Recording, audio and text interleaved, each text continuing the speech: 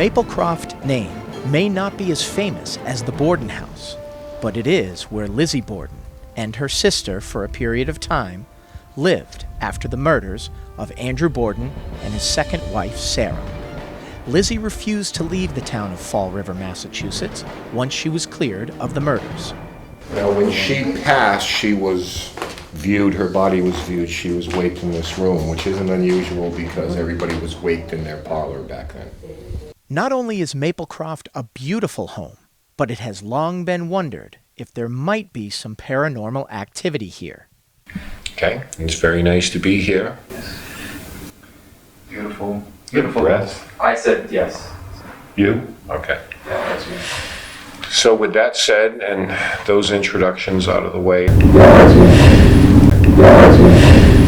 While many tried, only one group was the first one in here, RISEUP Paranormal. That first investigation netted some very interesting pieces of evidence. You really showed them by knocking that house down, didn't you?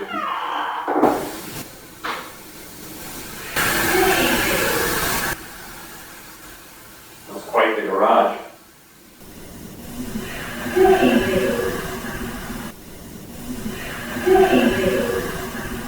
That was enough to get the team back in here for a second attempt. Ken, Chris, Vinny, Julie, and Chris Rondina made the trek up the hill, where Maplecroft and Lizzie can look down on the rest of Fall River. There's an inscription here, and Chris and I looked into this. Like it's from passage in a book of poetry. Yeah, it's obscure book of poetry. This was moved. This was originally in, I think so, yeah. I believe, her bedroom. Yeah. And they moved the mantle here after she died, I believe. The first session had the full team in the parlor together. This is where they caught a male voice the first time they investigated. Now, they hope for that and a little more. All right, we're gonna get the squelch button on so we get a baseline environment in here. So let's give this a listen. Okay. All right, baseline set up, okay. All right, so we'll start. We're gonna do a session in here, introductory session. We are at Maplecroft, it was April 20th. 2019, and we are here with Vin, Julie, Chris, and Chris too. Chris right here. All right, so here we go. So I wanted to reach out tonight to Lizbeth, or Emma, or both actually, and I'm sure that you're aware that we're here tonight and we've brought all these gadgets and gizmos with us that you're probably familiar with, but we have visited your previous home on 2nd Street and we have been in here once and it's wonderful to be back. It is a beautiful house, and we came tonight just to reach out to you, see if you'd like to speak to us and have a conversation with us tonight. So anyone who's capable and willing to do that, please feel free to come forward. We're guests in your home this evening, and it's much appreciated that we're here.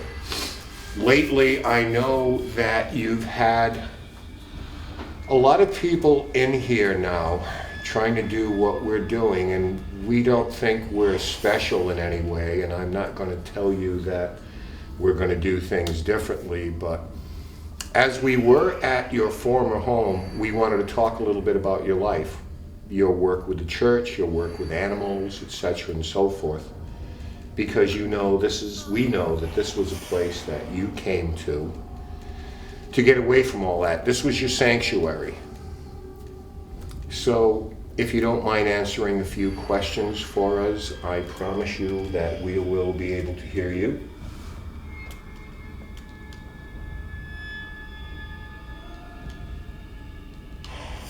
Of all the places you could have gone to after your inheritance, what made you want to stay in the city, knowing that there was going to be some kind of fallout about this. There were going to be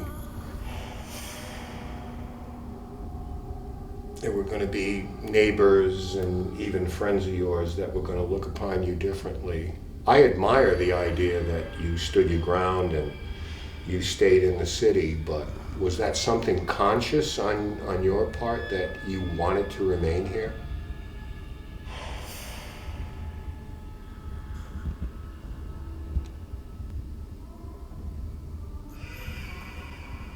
You know, we know you had connections in Newport, Boston, just all around, but you still chose Fall River.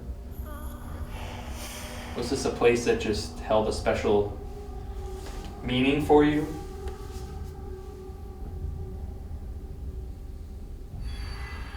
Was living in the Highlands just that much of a draw? Because you built a beautiful house here.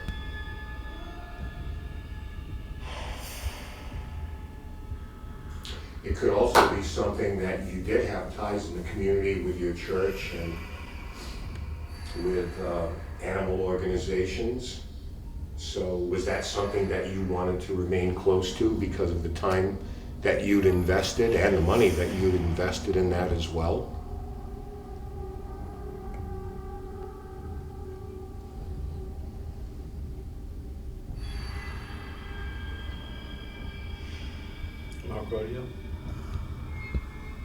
Your love and work with animals is very notable. A lot of people know that about you, and in this day and age, this is something that we're very sensitive to, much more today than back in your time. So you were actually ahead of your time in being an advocate for animals. We just all want to commend you on that, because you were way ahead of the rest of us.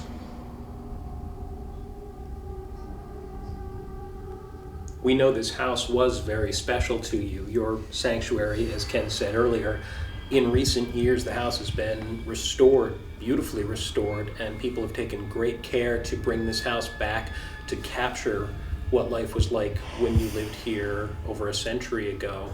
Do you feel a new sense of home here when you look around and walk through these halls today? Do you still feel at home in this place? Does that touch you that they've restored it in such a beautiful way?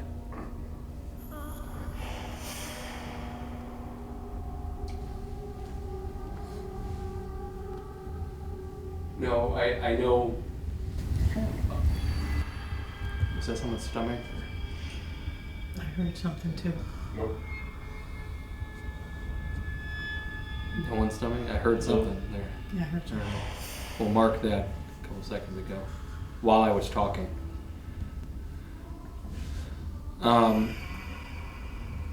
This is probably still pretty new for you, having people coming in and asking you questions.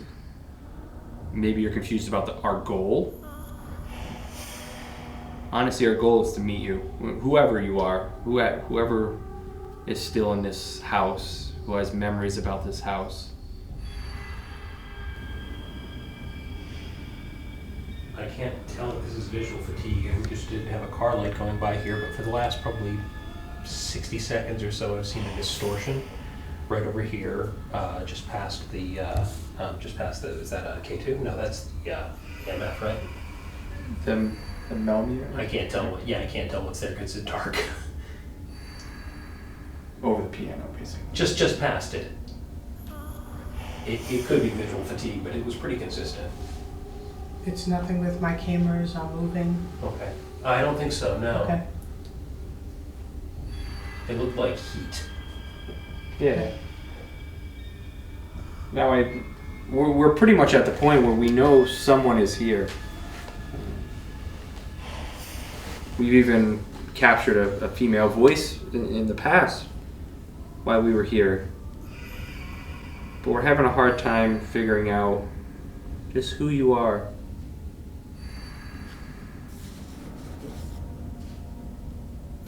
One other question I wanted to ask before we move on. Is there a male presence here? Is there a male here in spirit? Maybe in visitation?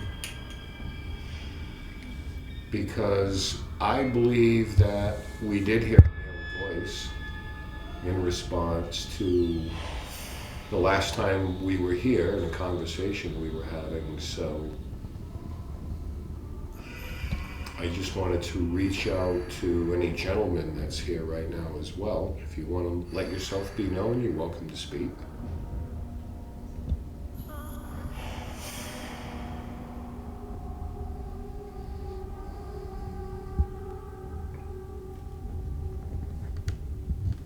The crew took a little break after the first session and then split into two groups. Ken and Julie stayed downstairs, while the two Chris's and Vinny headed up to the second floor. Come on, you pirates, start us up. It's always interesting in a house like this. Creaky ass chairs. It's like you know the iconic resident here. But there were others. There were a lot of maids and drivers, but you wonder too if the curiosity in this whole tragedy, could someone have passed and been like, that's where I want to hang out? Could it just be someone just here, random? I mean, we don't know anything about the field, but Well, there's a pet theory that's been around for a long time, which I've always found interesting, which is that the idea that ghosts are activated by a certain degree of energy, that basically they're dormant until something comes along to activate them. And you think that a house like this, the attention that it gets, that any remnants left behind in the house might be more likely to be active because of the amount of attention that the house is getting. And so, do we know the year the house was constructed? It was constructed before slightly Elizabeth lived before here. she bought the house, so probably the late 1880s. Okay, so probably not many, maybe one other family No, I lived here. think someone built it. Lizzie liked it and pretty much bought it. Okay. It seems, because I couldn't find any other residents. And then after she leaves, we have 10-year, 12-year occupancies. Nothing really long. But there's 4 of us up here. If there's anyone else that would like to communicate with us, we'd be happy to hear from you. Especially if you can make wind noises. That would be preferable. Thank you. That's how the other shows work. Should I start pointing at darkness and saying, hey, what's that?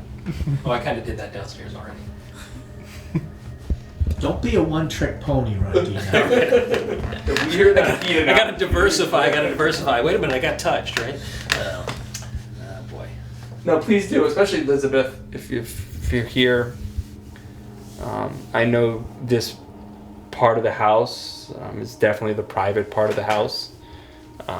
Guests would rarely see up here. Maybe your close friends would. Outside? Well. The light? No, the actual light. Yeah, I don't know. Usually the field doesn't extend that far. I don't either. And look, it's still doing it. Look at this. Well, maybe this is the... Okay, that's strong. Are you doing this? Can you stop doing it if this is a spirit? And step away from it? Okay.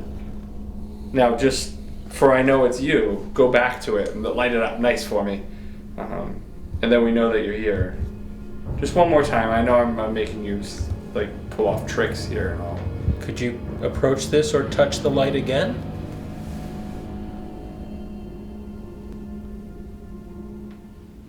There were some pretty hot hits on the K2 meter.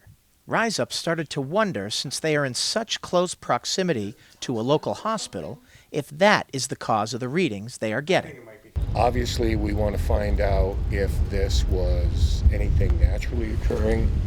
And what you can see is with the sensor of the K2 on the left-hand side pointing toward the hospital, we are getting spikes to yellow. And we also have our tri-field natural set to radio frequency, microwave. And we're getting a bounce at the same time. So the point we're trying to make before we jump off that cliff in terms of what's happening upstairs, and we're not suggesting that one has to do with the other, but we definitely have to consider that there's some type of frequency coming off of the hospital. That could be two-way radio, could be communications, could be whatever it is. The other thing that we notice on this particular road on French Street is that there are no power lines. So the utilities are all underground here, which also could be a contributing factor to it. Again, we're not discounting anything that happened upstairs. All we're saying is these are the type of things that we have to consider before we take that leap. So, Any chance that stuff on top of the hospital is a cell tower? well, you've got one of the highest points in the city because you're already on top of the highest point in the city. Plus, you have the towers up on top there. I would have So- better service. Yeah, That's just your bad phone. we would all have like 4 bars. At Yeah, this I don't point. have 4 bars. All right. So, in essence, what we're saying is we are just considering another angle to this. Yeah. Again, not to say that what you experienced upstairs we need to discount entirely, but we at least need to consider the value of what we're seeing here. So. The last session of the night came in a back bedroom that was added onto the house after it was originally built. Elizabeth, hello. I hope you don't mind that I'm going to sit on the bed here. I know I'm probably not the first, and I probably won't be the last, but we just want to get comfortable here. So we wanted to come in because our time here is getting short. So this is one of the places in your home that we wanted to come into because we know that this was a quiet room for you and you could kind of get away from everything here. So we thought this might be a good place to come in and talk to you because maybe you felt a little more comfortable here than you did in other parts of the house. I just wanted to know if there's anything that you'd like to say to us before we say goodnight tonight. By all means, go right ahead and do that.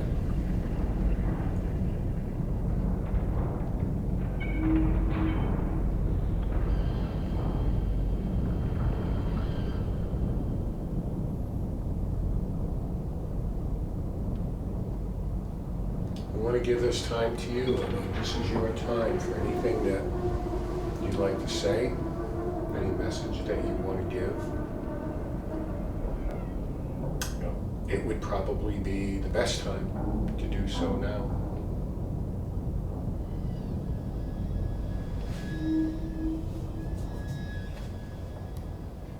You know, Vin over here and myself are from Tiverton, and my understanding is that your father did have some business dealings in the town that we were born in. Am I correct?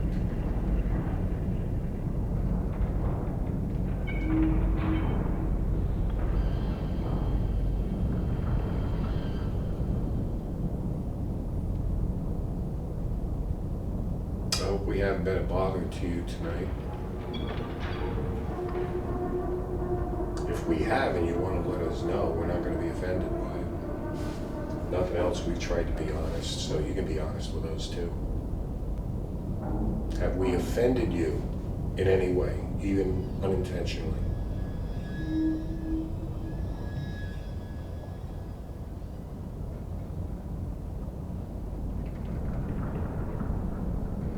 Oh, that was a good one. That's a good one. I went to yellow.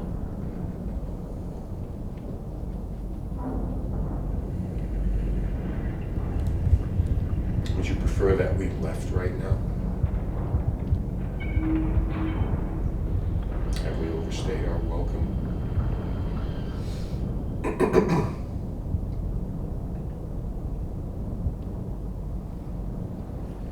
You'll probably be seeing me again because I print for the owners, and hopefully we'll be doing some work with this house as well as 2nd Street.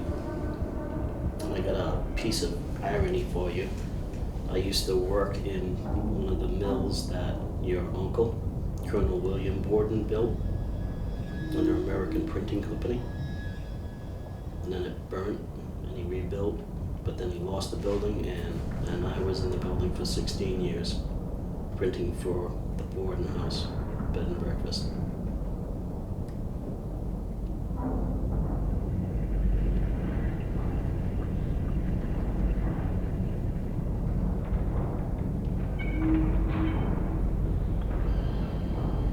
So there's still a legacy here. It may not be the one that you prefer.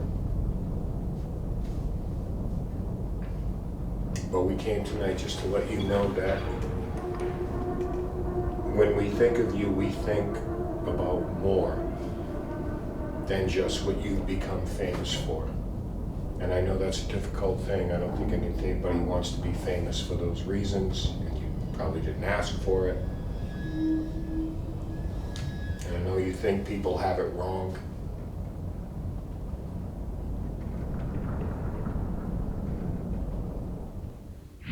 So we're wrapping up here tonight at Maplecroft, and again, it's been a great pleasure to be here. We took the same tact here that we did at the Borden Bed and Breakfast. We're not here to relitigate a trial or to pass judgment or to try to elicit a confession out of anybody, because we think at that point it's counterproductive. So we'll let those stories stay the way they are. Our goal at both places was to address Lizbeth Borden, the person, as far as her other interests, be that in the church or in animal protection organizations, things like that. So we think it was a more positive way to approach. And we still have a lot to review and a lot to go over, but hopefully this bore fruit tonight, and we did get some kind of acknowledgement from her. I think it was about coming and learning about the house more, understanding the house, the sounds of the house, the how the house reacts, and really just trying to dive back into the history of what this house really was about. And it wasn't anything about the tragedy; it was just about her escape. You know, and, it really was. I mean, this this was her sanctuary, mm-hmm. and we wanted to make sure our approach mirrored that. That we understand this is where she came to essentially escape all the rest of it. The ironic part is that for whatever reason, we can only speculate, she didn't want to leave Fall River. You know, with the inheritance, she could have gone anywhere and just, you know, disappeared. But she was steadfast in her determination that this is where she wanted to live. And it was up on the hill in a very affluent and influential section of the city, so maybe that had something to do with it. Such an opposite of where she came from. Exactly, so this was her way of proving, I don't care, I do belong here. After RISEUP had a chance to go over their recordings, I met with Ken to see what they found. No, I know. Was that someone's stomach? I heard something too. Nope. Okay, so what we have here, what was sent me, is apparently my name being said, and a little later on Julie said she heard something as well. So in here, I will play it for you.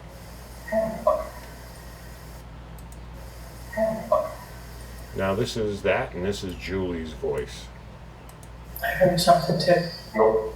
All right, so my question is she trying to get my attention over here? You know?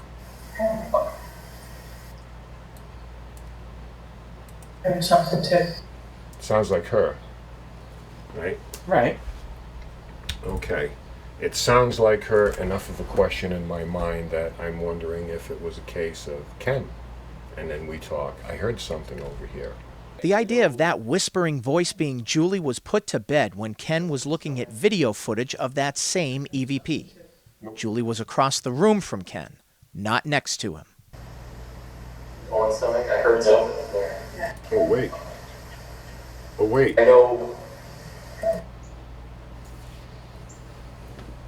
See Julie? She wasn't next to me. Yeah. She's over here. Mm-hmm. She's looking, Yeah. and she hears it, and I'm by myself on Yeah. the sofa, and everybody's accounted for, except, where's Vin? Vinny's oh, in the well, chair. Vin's in the chair. Yeah, he's in the chair. He's in the chair. Vinny, Julie, can't tell them apart. But this is what happens here. No, I know. Mm-hmm. Was that someone's stomach?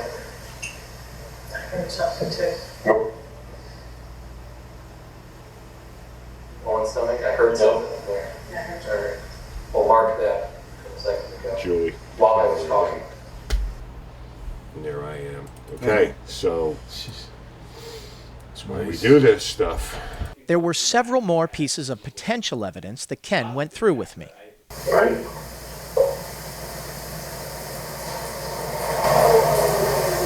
It heard you. Wow. Yeah, it's right on cue too. Yeah. Tell me every time. Every time we come here, it's like this. Right. Okay, so this is what we're listening to right here as we're speaking and doing a session. Again, just Julie, only female there.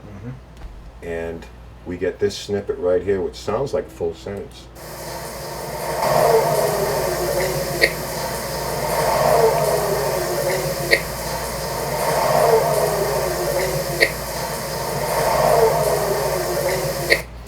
It's like a car passing by outside, but then there's something being said right as. Yeah, I mean, it's not a, it's two different signatures. It's not like a radio on a car coming by, which unfortunately kind of like doesn't quite overwhelm the voice, but you do have that kind of in two different direction listening experience where you're listening to the wheels on the pavement.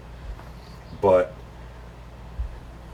if we play the rest of the clip, we obviously hear it inside, and we're both kind of like, wow, because it's not the first time in Maplecroft we've had a statement, and this appears to be a statement, or almost like a query, a question, or something like that. So what we did is a little bit of filtering, a little bit of amplification, so we can kind of focus on just what was said there, right? So this is a little more prominent. It heard you. It heard you. I think I might hear a please in there. It's Yeah. like a query, a question, an implorement. It heard you. Yeah, but the cool part about it is we can all listen to it and maybe drive ourselves nuts trying to figure out what was said, and anybody who watches this will have an opinion, and that's fine. I'm perfectly good with that. Yeah. What I'm also good with is that obviously there's a voice there that's not ours, that shouldn't be there in this otherwise empty place other than us.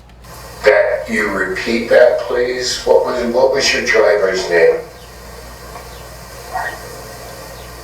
Okay, so we seem to have a response there. What was your driver's name? We'll pick it up from here.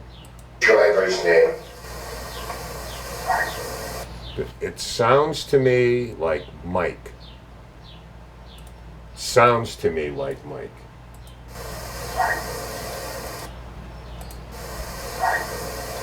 Sounds like Mike. And that's a woman. And that's not Julie. Again, you know, can't emphasize this enough. You guys were there, you lived it. We got one female in the whole place. It sounds to me like Mike. Mike was not her driver's name. Okay, I mean, we can keep digging a little bit on that rather than dismiss it out of hand, but those things were known. Can you come near that little gadget on the table, or could you just make a noise or say yes?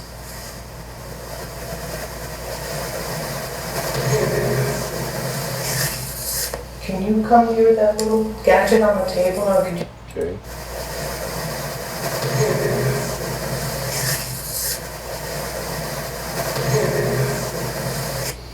Okay. That sounds male, and where we are is you guys are upstairs. I am sitting with Julie in that breakfast nook at the table. So we've got some gizmos, and Julie is just asking to come near something and interact with something. So let me go with the isolated version of the voice here.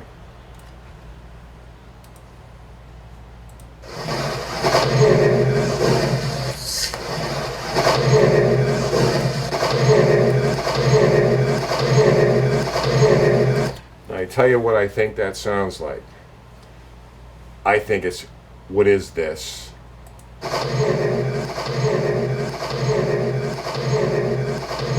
Or you could hear something with the word visit. So now we start to lose our minds over this right now, right?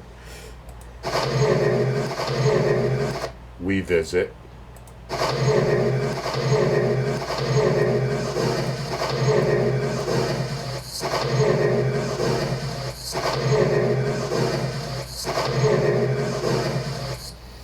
Now the whole thing, any guesses? What I'm hearing is, I can't hear this. Okay. That's what I hear. Okay, I mean, because we can do this. And I hear we visit too. Yeah. We visit too.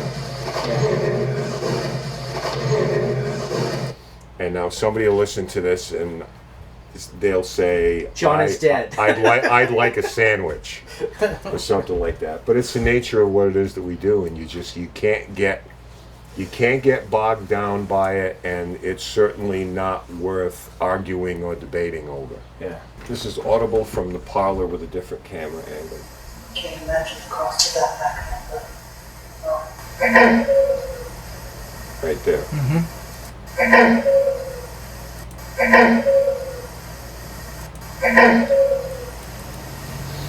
Okay. I don't know what that is. Sounds like a cartoon voice to me. Sound like a cartoon voice. Sound like, like there's a balloon making a nest in the chimney or something. I know the poem on the mantle meant a lot to you. It was something. Right there. Was there something in there? Now you guys I heard stop. something. Not to you. It was something. Was there something in there? I heard something. Did you hear anything? Yeah, hang on. Mark audio. A couple seconds ago. Okay, so that's kind of one we want to keep.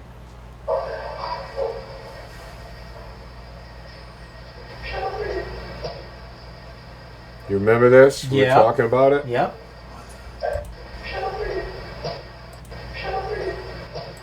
Okay. That's not Julie and me. We're on the first floor. We're in the breakfast nook. Her camera is running out here.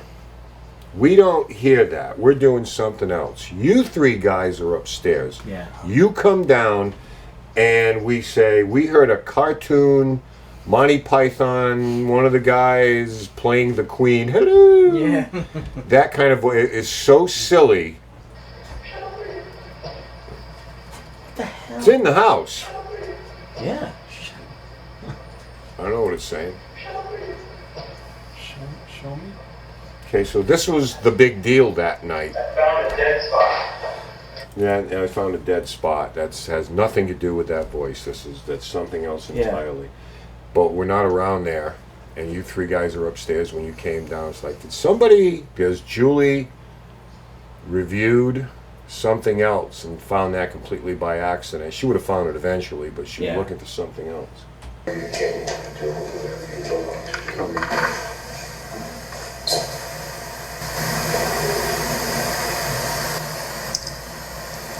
you just start laughing?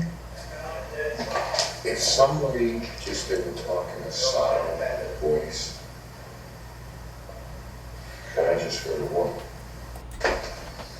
wherever you came Say, if somebody just didn't talk in a Sato voice, like, Yeah. woo, woo, woo, Yeah. then we just heard a woman. Mm-hmm. And it wasn't from upstairs, it was from outside the parlor at the foot of where the staircase may be, outside the room there. And I gotta tell you, this was one of those, like, my jaw dropped open. I just look at Julie, and Julie heard it too. And this is a good one.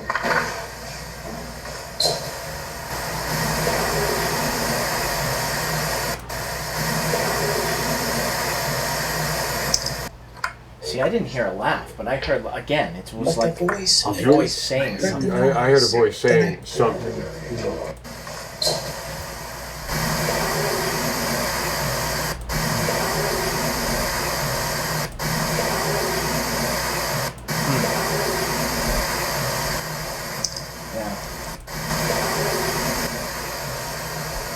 Another great investigation for Rise Up Paranormal. Now, getting the evidence isn't always what makes an investigation great. Sometimes it can just be the location itself. But it sure helps when you have a lot of great evidence.